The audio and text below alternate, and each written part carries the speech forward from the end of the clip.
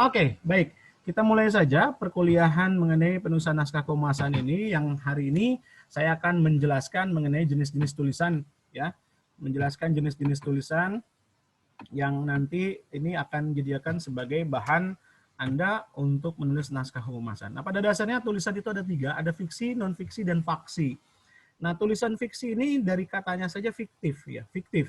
Artinya mengandalkan imajinasi. Tapi jangan kemudian bahwa dibayangkan bahwa ketika menjadi humas itu Anda menuliskan sesuatu yang imajinasi, sesuatu yang tidak sesuai fakta. Tidak, maksudnya gini, ini sebuah tulisan kreatif.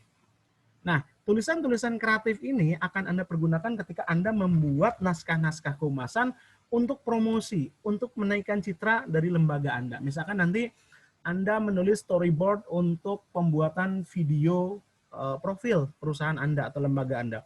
Anda perlu berimajinasi, Anda perlu kreatif, nanti akan seperti apa video yang akan saya buat untuk menampilkan image lembaga saya kepada publik. Nah, itu harus kreatif. Kedua, Anda membuat brosur, pamflet, poster, itu perlu kreatif, ya. Pak, apakah di sini pengertian imajinasi ini kita berbohong? Enggak.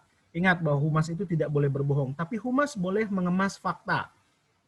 Saya ulangi, humas tidak boleh berbohong, tapi humas boleh mengemas fakta sehingga cantik. Contohnya kayak gini, kalau Anda ada teman yang ulang tahun, kemudian Anda hanya punya hadiah beng-beng, ya, Anda hanya punya hadiah beng-beng. Kalau Anda jujur, yang tadi saya bilang, Anda langsung ngasih beng-beng harga 2.000-an itu ke teman Anda. Tapi kalau Anda humas, Anda akan buat si beng-beng ini dikemas, dibungkus kado, dikasih pita, dikasih ucapan selamat, dikasih. Nah, pertanyaannya ketika teman Anda menerima beng-beng yang dalam keadaan telanjang tadi dengan beng-beng yang sudah dikemas, kira-kira lebih senang yang mana? Yang dikemas pasti ya, yang sudah dibungkus kado, dikasih pita.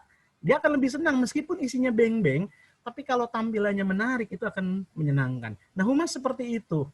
Humas harus kreatif bagaimana membuat sebuah tulisan yang mungkin biasa saja, tapi diubah dengan kreativitas, dengan imajinasi Anda, dengan kemampuan Anda untuk memunculkan citra perusahaan, jadilah sebuah tulisan yang menarik. Ini makanya Anda perlu juga menulis fiksi. Nah, contoh-contoh tulisan fiksi ini banyak. Novel, skenario, puisi, cerpen, dan lain sebagainya. Ya, tidak menutupi kemungkinan besar, kemungkinan berdasarkan fakta. Jadi fiksi ini bukan berarti imajinasi semua ya. Ada fakta-fakta, tapi fakta itu dibuat sekreatif mungkin. Yang kedua adalah tulisan non-fiksi. Non-fiksi ini tulisan fakta dan data, ya. Nah, ini sebagian besar humas nanti akan menulis ini. Berita, artikel, feature, kolom, esai, dan tajuk rencana. Berita apa sih? Berita adalah laporan tercepat mengenai sebuah peristiwa tertentu. Nanti kita akan bahas apa itu berita, artikel, feature, dan lain sebagainya. Nah, esai dan tajuk rencana ini nanti biasanya jarang humas ya untuk menulis ini, tapi suatu saat mungkin akan diperlukan. Nah, intinya tulisan non-fiksi ini adalah tulisan faktual, tulisan berdasarkan fakta, tulisan yang isinya merupakan konstruksi dari sebuah peristiwa, ya. Nah, di kalimat paling bawah khusus untuk berita biasanya ditulis seorang wartawan, ya. Karena humas ini adalah in-house journalist atau wartawan internal, maka humas juga harus bisa menulis tulisan fiksi. Yang berikutnya ada tulisan faksi. Faksi ini fakta, tapi dikemas fiktif. Ini yang menarik nih. Fakta dikemas fiktif. Jadi tulisannya nyata terjadi, tapi dikemas dengan gaya cerita Anda. Contohnya misalkan biografi, autobiografi. Anda menuliskan orang yang sudah meninggal. Ya, Anda cerita tentang orang yang sudah meninggal. Anda kan nggak pernah ketemu dia misalkan. Coba Anda tuliskan biografi tentang Presiden Soekarno. Nah, saya kan nggak pernah ketemu sama Presiden Soekarno. Tapi saya punya fakta-fakta ya dalam sejarah yang saya bisa jadikan sebuah bahan untuk menulis beliau. Itu yang disebut sebagai tulisan faksi. Ya, tujuan tulisan faksi ini, kalau Anda hanya tampilkan data, orang bacanya bosen. Sama ketika Anda disuguhi tabel statistik. Bosen lihat angka-angka, pusing lihat angka-angka. Tapi kalau Anda pandai menulis faksi, maka si data angka itu bisa Anda kemas menjadi sebuah deskripsi yang menarik. Nanti Anda akan lakukan itu ketika menulis taki. Anda nyebar kuesioner nih ke orang, nyebar survei, hasilnya data, angka. Gimana data angka itu supaya bisa dibaca orang? Nah, makanya disebut sebagai tulisan faksi. Tidak bosan, menggunakan bahasa populer, dan isinya mengalir. Nanti Anda akan ketemu dengan tulisan faksi ini di biografi, autobiografi. Menceritakan kisah orang yang sudah meninggal atau tokoh yang masih hidup. Ya, oke, kita lanjut. Nah, ini contoh-contohnya ya, antara fiksi, non-fiksi, faksi. Fiksi, puisi, dan lain sebagainya. Ini biasanya kaitannya dengan sastra. Non-fiksi, ini nyata. data, fakta, buku teks, artikel, berita, esai, laporan, resume. Sedangkan faksi gabungan antara fiksi dan non-fiksi, feature, diary. Nah, Anda juga kenapa dari awal saya selalu menyinggung diary? Kalau Anda terbiasa menulis diary, Anda akan terbiasa menulis sebuah fakta yang dikemas dalam bentuk gaya tulisan Anda. Makanya jadi faksi. Memoir ini tulisan orang-orang yang memori orang yang sudah meninggal, kemudian biografi, autobiografi. Nah, semua jenis tulisan ini punya ciri khas tertentu. Nanti kita bahas satu persatu. Baik, merencanakan sebuah tulisan. Saya pernah sampaikan ini di awal, bahwa salah satu cara ketika Anda akan menulis adalah Anda tahu jenis tulisan apa yang Anda buat, siapa pembacanya, gaya penulisannya apa, mau diterbitkan di media apa, waktunya kapan, apakah ada biaya atau tidak, apakah Anda akan melakukan riset atau tidak. Nah, ini merupakan sebuah rangkaian ketika Anda mau membuat sebuah tulisan yang nantinya menjadi sebuah hal yang menarik bagi halayak. Ya. Misalkan Anda diminta tulisan oleh pimpinan Anda, kamu biar bikin siaran pers dong. Saya mau press conference, kamu bikin siaran persnya. Nah, Anda tahu nih, suruh bikin siaran pers. Kemudian Anda tanya, siapa sasarannya? Sudah pasti wartawan. Kemudian ketika ke wartawan, berita itu akan dibaca oleh siapa? Oh, oleh pemegang saham. Berarti Anda harus membuat sebuah tulisan yang bisa dimuat oleh media, tapi sasarannya adalah pemegang saham. Gaya penulisannya gimana? Formal, non-formal, atau seperti apa? Nah, nanti dimuatnya di mana? Apakah di media-media milik humas, ya, baik internal eksternal, atau di media massa yang tadi saya bilang wartawan punya? Kenapa? Karena kan beda. Anda kalau menulis di media punya perusahaan Anda sendiri, suka-suka. Anda mau publish mau enggak kan Anda adminnya. Anda mau posting atau enggak ada adminnya gitu. Tapi kalau di wartawan Anda harus berpikir bahwa tulisan saya ini layak muat nggak sih di media massa? Ya. Kemudian waktunya kapan? Apakah hari ini? Artinya stop press harus diterbitkan dengan segera, ataukah besok? Ataukah nanti? Ya. Ataukah bisa kapan aja? Makanya nanti ketika Anda mengenal siaran pers itu jangan dianggap sebagai Anda hanya bikin sekali. Enggak, ada praknya. Anda bikin siaran pers itu sebelum acara berlangsung, ada pada saat acara berlangsung, dan ada setelah acara berlangsung. Ada 3, ya. Kemudian biayanya, perlu biaya enggak? Kalau nulis sendiri, dimuat di media sendiri, perlu biaya enggak? Kalau ke wartawan ada biaya untuk publikasi enggak? Apalagi kalau Anda muat di advertorial, harus bayar, sewa space, sewa durasi di TV ataupun di radio. Dan riset, Anda perlu nggak untuk menulis itu perlu riset. Pengertian riset itu nggak seperti Anda bikin penelitian 1 semester, nggak. Anda perlu wawancara orang nggak yang paham tentang masalah ini. Misalkan ketika saya akan menulis tentang bagaimana peluang masuk ke UNJ lewat jalur SBMPTN. Saya wawancara tuh ketua penmabanya, Pak Agung, berapa kursi yang ada di UNJ? Kemudian untuk sains sama sosial berapa kursinya? Kemudian di sains, prodi apa saja yang peringkatnya nomor 1, 2, dan 3 atau 10 besar. Di sosial gimana Pak Agung? Kemudian kalau kemudian diterima prosesnya seperti apa Pak Agung? UKT-nya gimana? Bagaimana anak ditentukan UKT-nya? Itu saya tanya. Karena humas itu yang tadi saya bilang, kita wartawan yang harus serba tahu. Tapi yang tahu banyak adalah si narasumber. Tapi kita harus tahu, UNJ ini ada 3 jalur nih, SNMPTN, SBMPTN, jalur mandiri. Nah, mandirinya dibagi 2, prestasi maupun tulis. Nah, itu udah harus di luar kepala. Tapi kalau ditanya detailnya, saya harus tanya ketua penmaba. Beliau yang lebih kredibel, kompeten dalam menyampaikan itu. Lanjut. Naskah jurnalistik sekarang. Nah, di dalam perencanaan perkuliahan di awal, saya sudah bilang bahwa kalau Anda mau tulisan Anda dimuat di media massa, Anda harus jadi wartawan itu sendiri. Anda harus tahu cara kerja si wartawan. Anda harus tahu bahan seperti apa yang dibutuhkan oleh wartawan. Nah, di media massa, mereka biasanya 80% dari tulisannya, kalau media-media massa yang tidak komersial betul seperti Pos Kota ya, ada berita, ada artikel, ada feature. Nah, Anda ketika akan memuat tulisan Anda, apakah akan ditulis dalam bentuk berita, artikel, ya artikel itu nanti dalam editorial atau feature, isi faksi tadi ya. Nah, kalau berita, berarti Anda akan membuat sesuatu yang faktual. Membuat orang jadi tahu. Anda melaporkan, Anda membeberkan fakta. Dan biasanya bentuknya straight news. Rilis itu adalah straight news. News feature. Jadi, berita yang isinya memberitahukan orang dengan segera terhadap apa yang terjadi di dalam perusahaan Anda. Nah, yang kedua, ada artikel. Artikel ini adalah sikap penulis. Jadi ketika Anda membuat artikel tentang lembaga Anda, berarti Anda berusaha untuk mempengaruhi orang. Ingat, kalau berita melaporkan, kalau Anda berusaha mempengaruhi orang. Supaya orang jadi suka sama lembaga saya. Supaya orang menjadi opininya bagus terhadap perusahaan saya. Supaya orang menjadi yang tadinya nggak suka, yang tadinya nggak tahu, yang tadinya nggak mau, jadi mau. Itu artikel. Makanya salah satu tulisannya adalah advertorial. Iklan tapi dalam tulisan berita. Ya. Kemudian ada feature. Feature ini bagaimana orang yang tadinya sudah tahu jadi jelas, paham. Contoh misalkan kemarin saya baca waktu terjadinya pernikahan Aurel dan Atta Halilintar, itu kan rame ya. Bahkan si akunnya Setnek memposting tentang kehadiran Presiden Jokowi menjadi saksi. Itu dihujat habis-habisan sama netizen. Akhirnya bikin tuh rilis. Bla bla bla bla bla, turun rilis tuh. Tujuannya apa? Untuk menjelaskan duduk perkara. Sama seperti Anda, saya nggak tahu Anda ngikutin atau nggak. Waktu wali kota Solo, ya, wali kota Solo. Siapa wali kota Solo? Anaknya presiden? Ada sebuah foto di mana ada seorang menteri duduk seolah-olah di bawah posisinya dan dia ada di atas. Menterinya Menteri Basuki, Menteri PUPR ya kalau nggak salah. Dan dianggap wali kota Solo ini nggak pantas. Satu sisi dia wali kota, posisinya satu sisi dia masih muda, tapi duduk posisinya di atas dan seolah-olah itu di meja. Dan menterinya ada di bawah, Menteri Basukinya. Oh, itu rame foto itu di Instagram, di media sosial.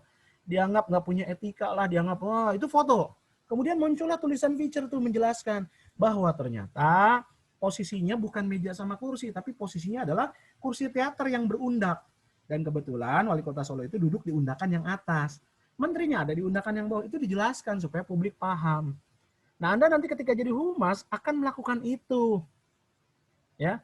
Kemarin saya sempat posting, jadi saya posting juga di grup Anda.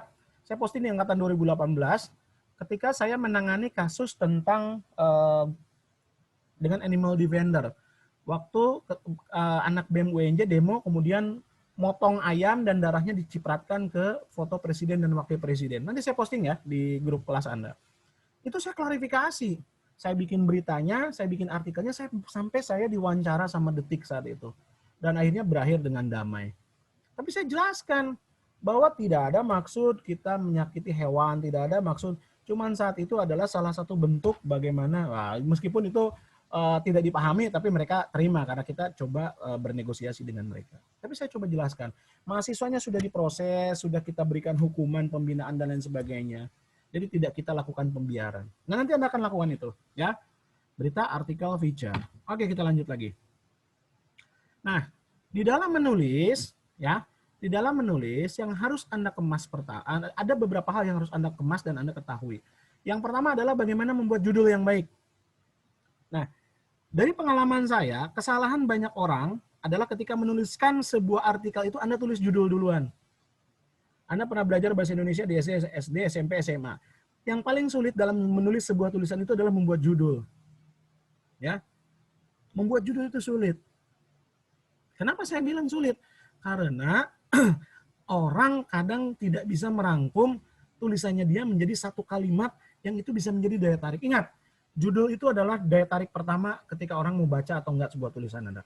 Yang kedua, judul itu mewakili isi. Dan yang ketiga, judul ini adalah etalase. Etalase itu apa ya? Iklan. Kalau Anda datang ke kantor HP kan dia punya etalase itu di depan, etalase kaca, isinya ada kartu, ada perdana, ada handphone bekas, nah itu etalase, itu judul. Ya. Yang kedua yang perlu Anda kemas itu adalah lead. Apa itu lead? Lead itu adalah paragraf pertama setelah judul. Yang kalau Anda dirilis itu memuat 5W plus H. What, where, when, why, who, itu ada di situ. Why-nya baru ada di body-nya atau di tubuh sebuah tulisannya. Kemudian alur menulis. Nah, ini juga yang saya sering lihat kelemahan dari mahasiswa. Ketika Anda menulis sebuah rilis, ya, taruhlah sebuah rilis, itu kadang antara paragraf 1, paragraf 2, paragraf 3 itu jaka sembung makan pete. Nggak nyambung, Pak RT, gitu ya. Jadi, nggak ada paragraf 1 cerita tentang apa. Paragraf 2-nya beda lagi gayanya. Paragraf 3-nya beda apa? Sehingga ketika dibaca tuh Anda sebetulnya bikin satu tulisan yang utuh atau bikin 3 tulisan yang digabungkan jadi satu. Nanti kita akan lihat contohnya. Bahasa. Nah, bahasa ini Yang tadi saya bilang, Anda harus paham sekarang kalau dulu namanya EYD ya, ejaan yang disempurnakan. Sekarang disebutnya POEBI ya, POEBI atau KBBI lah sesuai dengan KBBI. Kenapa kesulitan Anda sekarang ada di sini? Karena sekarang banyak bahasa-bahasa serapan. Anda harus mengenal bahasa-bahasa yang sudah menjadi bahasa serapan. Saya pernah posting kalau nggak salah di grup Anda deh. Ya. Misalkan contoh di dalam bahasa-bahasa digital deh. Download. Download itu mengunduh. Upload, mengunggah. Anda surfing di internet, berselancar di dunia maya. Nah, bahasa-bahasa itu emang agak sedikit aneh, tapi harus Anda biasakan. Seperti Anda bilang gadget, gawai, ya. Nah, hal-hal kayak gitu harus Anda ketahui. Jadi, Anda harus belajar juga bahasa, upgrade kemampuan bahasa Anda. Memang nanti ketika di dalam dunia jurnalistik itu mereka punya redaktur bahasa sendiri biasanya. Redaktur bahasa akan mengoreksi tulisan Anda. Dan ini gampang. Untuk tahu tulisan Anda itu bagus atau enggak, lihat dari struktur bahasanya. Makin banyak yang dicoret-coret, berarti makin enggak jelas tulisan Anda. Saya kan pernah cerita, saya nulis 3 halaman, dimuat cuma setengah halaman. Diberantakin itu, berarti struktur bahasa saya masih belum bagus. Ya, Oke, untuk yang pertama, kita kan cerita tentang judul dulu. Ini yang tadi saya bilang, judul berfungsi sebagai iklan berita. Jadi kalau kita sudah mulai mau nulis sebuah tulisan, Anda fokus sama judul. Judul padat, singkat, jelas. Kemudian sebaiknya ada kalimat aktif dengan kata kerja. Ya, misalkan berita kemarin, misalkan tentang sepak bola. AC Milan mengalahkan AS Roma 2-1. Itu kalimat aktif, mengalahkan dan ada kata kerjanya. Lain kemudian Anda kalau nulis AS Roma dikalahkan AC Milan 1-2. Akan beda. Jadi kalimat aktif itu perlu, meskipun ini tidak menjadi satu hal yang wajib.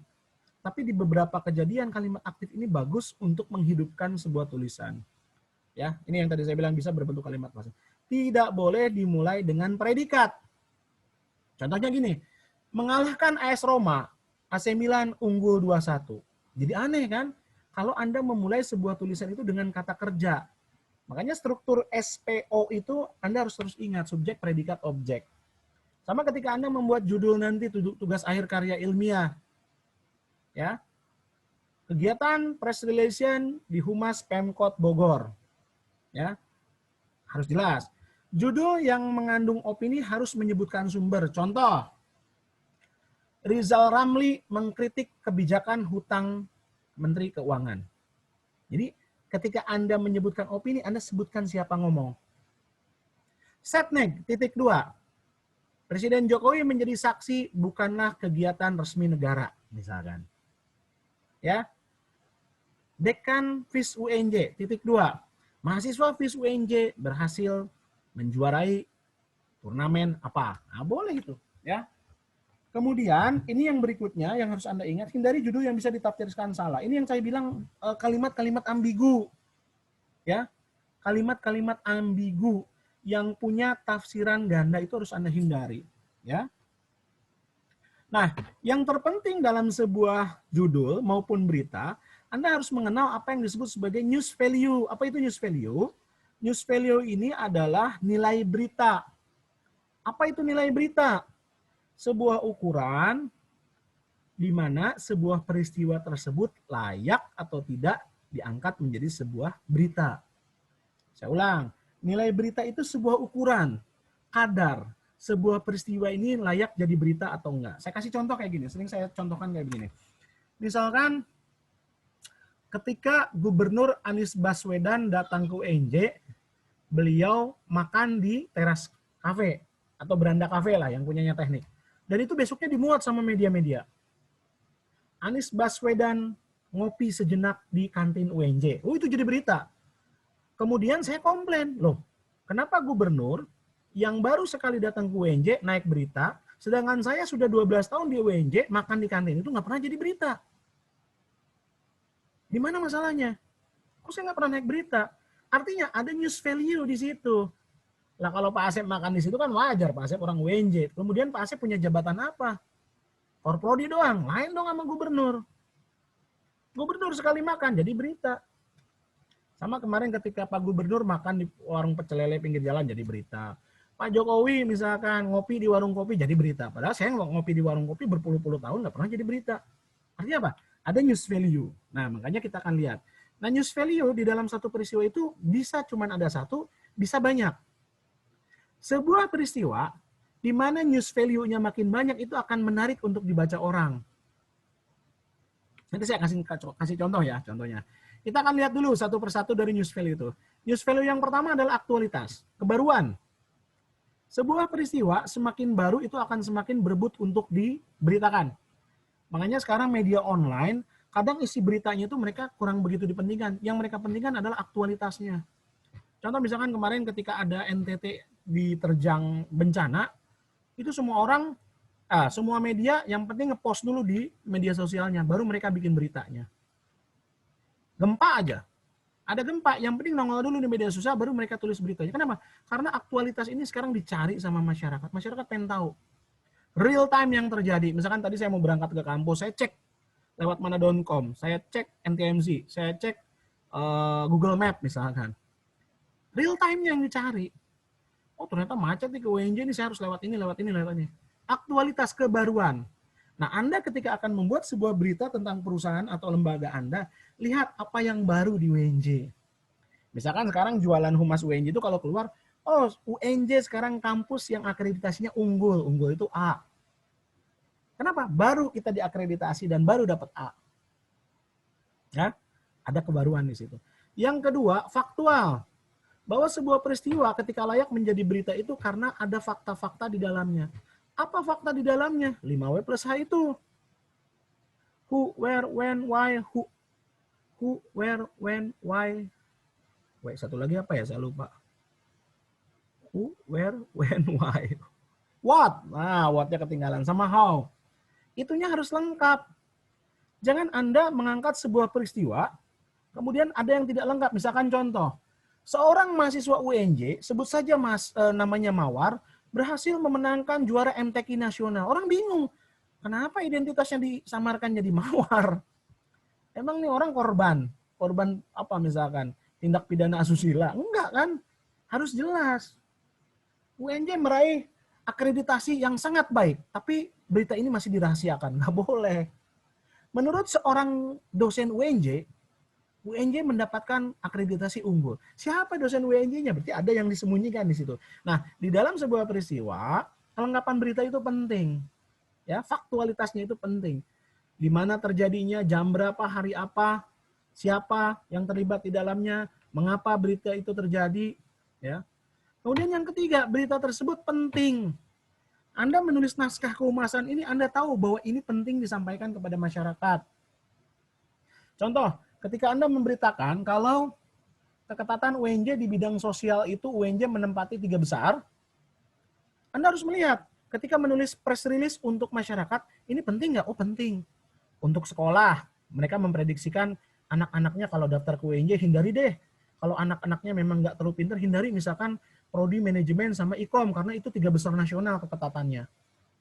Nah, Anda harus mikir, penting nggak? Oh penting buat anak SMA, penting buat guru-guru BK, penting buat masyarakat umum.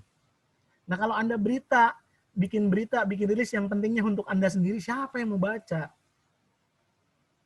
Anda bikin diary hari kemarin Anda mengalami kesialan, kemudian Anda bikin jadi berita, kira-kira orang baca nggak? Orang masih pikir gini, siapa lu? Ya, nilai pentingnya ini di mana? Jadi, ketika mengangkat sebuah tulisan, Anda harus lihat, ini penting nggak sih buat publik? Penting nggak sih buat masyarakat? Cakupannya lokal, regional, nasional, atau bahkan internasional. Ya, saya pernah bikin rilis dalam bahasa Inggris saat itu tentang penganugerahan Dr. Honoris Causa Bapak Edi Nalapraya. Dia tokoh silat nasional.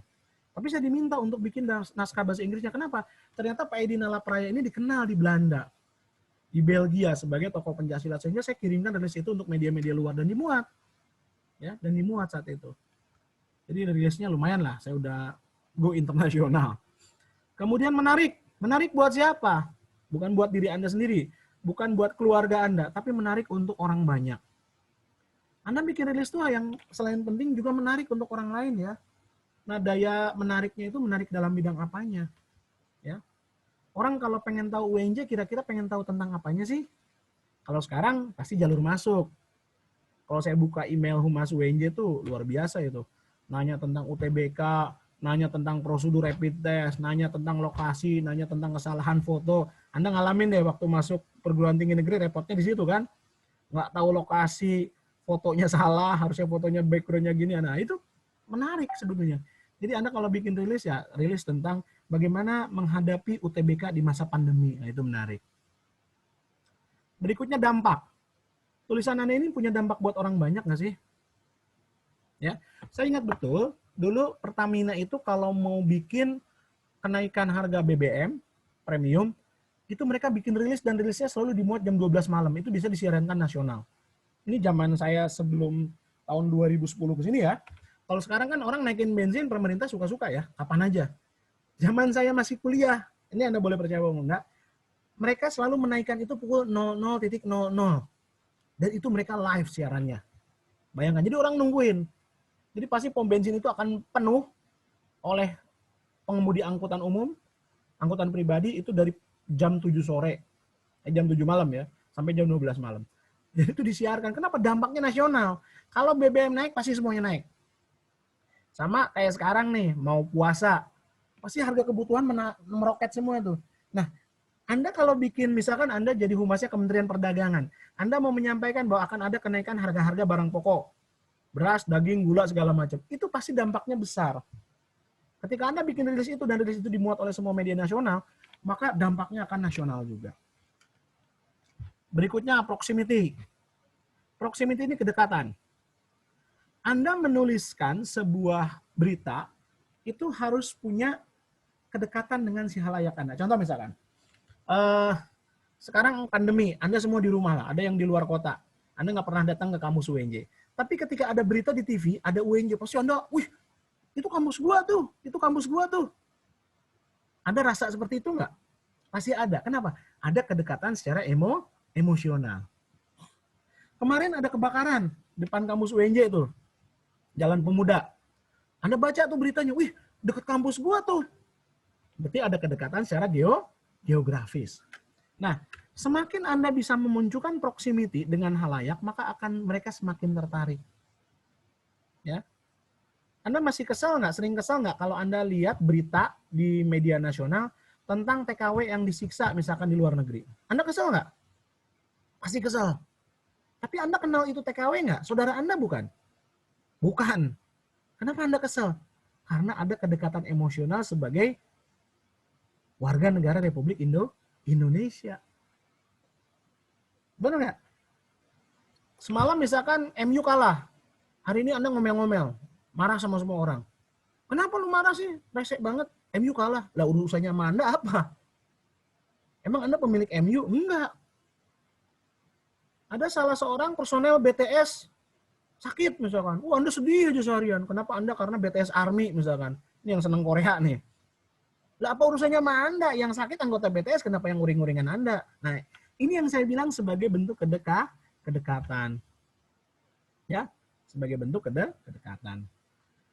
Oke, lanjut. Prominence, keterkenalan. Ini yang tadi saya contohkan, misalkan Pak Gubernur makan di UNJ diposting, kenapa saya enggak? Ini keterkenalan. Ya, jadi kalau Anda bisa memunculkan keterkenalan di dalam rilis atau tulisan naskah kemasan Anda, maka itu akan punya nilai bagi masyarakat. Ya, misalkan ada berita 2 minggu lalu, Menteri Ristek Brin sparring badminton dengan rektor UNJ. Wah, diangkat tuh menterinya. Kemudian di situ ada lagi salah seorang pemain timnas bulu tangkis dulu, Chandra Wijaya, yang jadi pasangan Pak Rektor misalkan. Itu jadi nilai beritanya tinggi. Padahal eventnya cuma bulu tangkis persahabatan. Tapi karena yang badmintonnya menteri sama rektor, kemudian ada mantan atlet nasional bulu tangkis, jadi sebuah nilai beritanya tinggi. Jadi kalau di dalam sebuah peristiwa ada prominence, ada orang terkenal, ada tempat terkenal, ada barang terkenal, pokoknya yang terkenal di situ Anda bisa jadikan sebuah judul. Ya, jadikan sebuah judul. Kemudian novelty. Novelty ini biasanya sesuatu yang pertama, yang satu-satunya. UNJ merupakan satu-satunya kampus di Indonesia yang memiliki GOR dengan standar internasional. Nah, itu jadi berita pasti. Wah, kok bisa? Oh benar, ternyata UNJ ini GOR-nya tarafnya nasional atau internasional. Kemudian ini, tapi ini kalau bisa di penulisan naskah kemasan dihindari ya. konflik ini biasanya dicari orang. Wartawan-wartawan lambe turah, entertainment itu pasti nyarinya konflik. Kemarin misalkan kawinannya Atta sama Aurel, Nagita nggak mau tegur sapa sama Ayu Ting Ting, rame banget tuh dibahas tuh, ya. Kenapa? Dibikin orang yang nggak ada konflik dibikin konflik kalau bisa. Tapi kalau Anda di humas hindari ini ya, hindari ini karena ini nggak bagus. Tapi ini sebenarnya nilai berita. Saya waktu Pak Jaali konflik saat itu misalkan dengan aliansi dosen UNJ, itu kan konflik internal. Saya nggak pernah muat. Jadi saat itu ada aliansi dosen UNJ itu nyerang Pak Jaali. Saya nggak pernah muat. Meskipun dimuat akhirnya di media nasional, ketika mereka konfirmasi ke saya selalu bilang nggak ada. Ya, selalu saya bilang nggak ada. Kemudian nilai beritanya ada audiens di situ yang terlibat dalam sebuah peristiwa. Ya, ini juga penting. Dan yang terpenting berikutnya ada unsur 5W1H. Ini news value. Jadi ketika Anda akan membuat rilis, Anda akan tahu mana yang akan saya angkat sebagai judul, sebagai lead, sehingga orang tertarik untuk membaca tulisan saya. Oh, di dalam rilis saya akan muat, misalkan kayak kemarin anak PKL yang di BMKG, dia bikin sebuah rilis, BMKG ternyata membantu dalam proses pencarian pesawat Sriwijaya Air yang jatuh. Jadi dia menempatkan sebuah mobil van yang bisa memprediksi cuaca, sehingga saat itu Badan Penanggulangan Nasional yang melakukan pencarian diving itu bisa tahu laut sedang tinggi atau enggak, sedang ada badai atau enggak. Itu BMKG yang nyediain. Nah, dia bikin rilisnya. BMKG turut serta dalam pencarian korban Sriwijaya Air. Jadi berita tuh. Itu anak PKL loh yang bikin. Bahkan videonya yang diupload di Instagram itu dapat engagement yang luar biasa. Love-nya ribuan. Nah, Anda harus tahu apa yang jadi nilai berita dalam sebuah peristiwa. Kita lanjut. Ini syarat judul yang baik, ini tadi saya sudah sampaikan. Nah, ini bentuk penulisan. Umumnya, kalau Anda menulis berita atau rilis, umumnya yang dipergunakan adalah inverted pyramid. Piramida terbalik. Jadi hal-hal penting ditaruh paling atas, makin ke bawah makin hal yang kurang penting.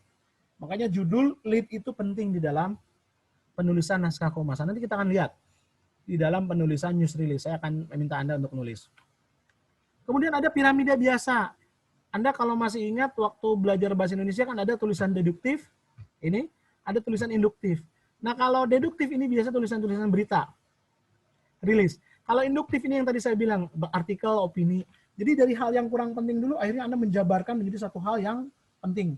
Konklusi. Ya. Ada tulisan yang lurus. Lurus itu ya dari awal, atas sampai bawah ya tulisannya lempeng aja. Ada yang kayak jam pasir. Penting, kurang penting, penting lagi. Ya. Ada yang berlian. Nah, ini yang berlian ini sebetulnya sama kayak jam pasir. Dari tidak penting, penting, kemudian menjadi tidak penting lagi. Ya. Oke. Ini bentuk tulisannya, kita masuk lagi berikutnya ke lead berita. Nah, tadi saya sudah sampaikan, lead berita ini salah satu hal yang penting selain judul.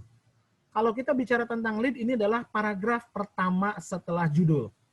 Jadi kalau Anda bikin rilis, judulnya UNJ raih penghargaan internasional. Lead-nya itu harus memuat 5W-nya. UNJ meraih penghargaan internasional apa? What-nya dapat. Siapa yang meraihnya? Who? Atau siapa yang memberikannya. Kemudian where, di mana diberikannya. When, kapan mendapatkannya. Ya. Baru selanjutnya. How dan why-nya. Why, kenapa UNJ bisa dapat penghargaan internasional. Baru how, cerita. Nah, itu di lead. Ya. Makanya lead itu penting. Biasanya lead itu memuat siapa atau apa yang dipakai. Jadi siapa yang ada di peristiwa tersebut dan apa. Makanya tadi UNJ raih penghargaan internasional. Berarti siapanya di situ UNJ, apanya penghargaan internasional. Ya. Ini penting. Kemudian berikutnya, ya ini tinggal Anda baca sebetulnya pilihan kata kerja. Nanti kita bicara tentang ekonomi kata ya. Akan saya jelaskan nanti bagaimana menggunakan ekonomi kata. Nah, ini contoh-contoh bikin lead. Karena Anda memulai kalimat lead biasanya pusing. Anda udah bikin judul nih, kalimat pertamanya Anda bingung. Nah, Anda bisa pakai yang namanya who lead. Who lead ini adalah membuat lead dengan mengutamakan siapa orang yang menjadi sumber berita. Misalkan sini saya ambil berita di Kompas tahun 2007. Pebulu tangkis nomor 1 dunia, Lindan, who? Ya, jadi yang ditonjolkan itu adalah orang terkenalnya. yang menjadi awal kalimat. Subjeknya adalah orang. Ini who lead. Ada yang disebut sebagai what lead. What lead ini adalah apanya yang menjadi sumber peristiwa tersebut. Ya. Contoh what lead. Pada era reformasi, pers mengalami banyak kemajuan, walaupun akibat liberalisasi terjadi gonjang-ganjing. Jadi pada era reformasi itu what-nya. Atau yang tadi, penghargaan internasional diraih oleh UNJ. Jadi what-nya itu penghargaan internasionalnya. Kemudian when lead. Anda bisa menggunakan unsur waktu menjadi awal dari kalimat lead Anda. Ya, contohnya di sini. Tepat pukul 1.00 atau pukul 03 waktu Irak, pesawat tempur pembom AS menggempur ibu kota Irak, Baghdad. Ini when-nya. Jadi Anda kalau membuat variasi kalimat, variasinya mau kata what, when, where, when. Ya, ini contohnya. Pada dini hari tadi, terjadi gempa berkekuatan 3, skala Richter di daerah Sukabumi. Dini hari tadinya itu when-nya. Ya. Sekarang teras lead-nya where, di mana? Ya, di mana ini menekankan unsur terjadinya peristiwa tempatnya, tempat terjadinya peristiwa. Ya, contohnya tadi di Nusa Tenggara Timur telah terjadi banjir bandang yang memporak-porandakan 3 wilayah kecamatan di sana, Nusa Tenggara Timur. Ya, when-nya. Di desa X kurang lebih 10 km di sebelah timur kota Z terjadi sebuah peristiwa alam yang tidak biasa. Nah, berarti tempatnya. Ya. Sampai di sini ada yang mau ditanyakan nggak tentang bagaimana menulis judul dan lead? Ini penting karena ini awalan bagaimana Anda menuliskan sebuah tulisan, baik itu berita, baik itu rilis, ataupun sebuah tulisan artikel. Ada yang mau ditanyakan nggak? Silakan. Yuk, saya buka pertanyaan tentang bagaimana menulis lead dan judul. Kalau Anda sudah punya judul dan lead, Anda bikin tubuh beritanya gampang. Kenapa? Karena Anda tinggal menjabarkan, mengelaborasikan. Anda punya judul nih, UNJ raih penghargaan internasional di bidang seni. Lead-nya, hari Senin, tanggal 5 April 2020, tahun 2021, merupakan sebuah momen yang sangat berharga untuk Sivitas Akademika UNJ. Pada hari tersebut, UNJ mendapatkan penghargaan internasional pertama yang didapatkan dari lembaga internasional UNDP, misalkan. UNJ meraih penghargaan di bidang seni yang merupakan sebuah bentuk penghargaan tertinggi bagi insan-insan yang telah berjasa di bidang seni. Nah, itu udah lead tuh. Bawahnya Anda tinggal how-nya. Ya. Bawahnya tinggal how-nya. Oke, ada yang mau ditanyakan? Silakan. Ada yang mau ditanyakan tentang materi yang saya sampaikan barusan? Cuma 29 orang yang hadir ya? Ada yang belum ada, Pak. Ya. Siapa tadi yang mau tanya? Dita? Dita mau bertanya, Dita? Belum ada, Pak. Oh, belum ada. Kirain mau tanya. Oke, kalau tidak ada yang tanya, karena sudah pukul 9, saya ada undangan rapat. Boleh nanti kalian tanyakan lewat grup atau langsung personal ke saya juga kalau ada yang tidak paham. Tapi alangkah baiknya di grup biar teman-teman yang tidak tahu lainnya juga jadi tahu.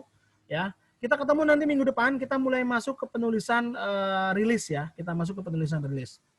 Ya, biar langsung kita praktek bagaimana menulis tentang rilis. Oke? Kalau tidak ada yang ditanyakan, saya selesaikan perkuliahan hari ini. Semoga bermanfaat untuk Anda semua.